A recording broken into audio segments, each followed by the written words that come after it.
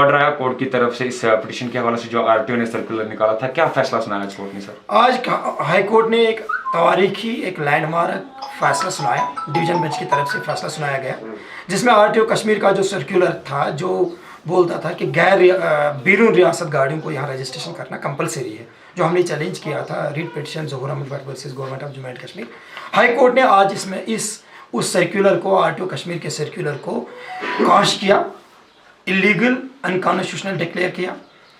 और ये भी हाई कोर्ट ने बोला कि अगर आप कोई बंदा, कोई व्हीकल ओनर चाहेगा कि वो तब भी चाहेगा कि यहाँ की रजिस्ट्रेशन अपनी गाड़ी को करना चाहेगा, अगर उसको 12 महीनों से ज़्यादा टाइम तक गाड़ी यहाँ रखनी पड़ेगी, तब भी वो तब कर सकता है, लेकिन इसमें कोई टैक्स नहीं होगी। तो जोर साहब, जो गाड़ियाँ इस सर्कुलर के दौरान सीज हुई थी, कुछ छोड़ा भी गया था, लेकिन अभी अगर कुछ गाड़ियाँ सीज है तो क्या प्रोसीजर है, कैसे वो रिलीज हो जाए? वो इमीडिएटली रिलीज होंगे अगर वो इस शर्त पर, अगर वो इस चीज़ पर पकड़ी गई थी कि उनका गैर रियासत जो रजिस्ट्रेशन नंबर है।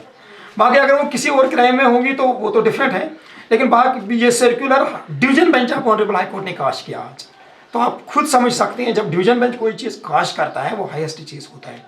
और इस केस में कोर्ट ने फास्ट ट्रैक बुनियाद पर इसकी हेयरिंग चली गई।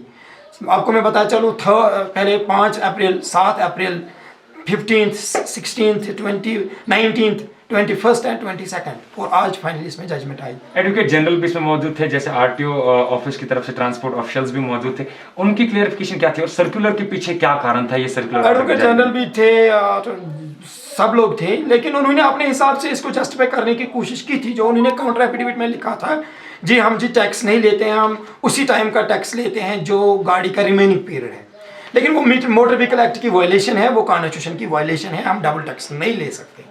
मोर इम्पॉर्टेंट, हम मैंडेटरी नहीं बना सकते हैं रजिस्ट्रेशन, लॉ इज क्लियर। तो उन्होंने अपने हिसाब से आर्ग्यूमेंट्स रखे, लेकिन हमने अपने हिसाब से रखे। हमने जो पहले ही बोला था ये वायलेशन ऑफ लॉ है, फाइनली डिवीजन बेंच ने अपहेल्ड किया और प्रूव किया कि क्योंकि कोर्ट को finally there is a article in Indian constitution, article 30, that says if any circular और any law of any order is against the fundamental rights, is against the constitution, court can declare that null and void. So this circular was tested with the constitution, with the fundamental rights, with the law. So it could not get tested. That's why it has to get costed.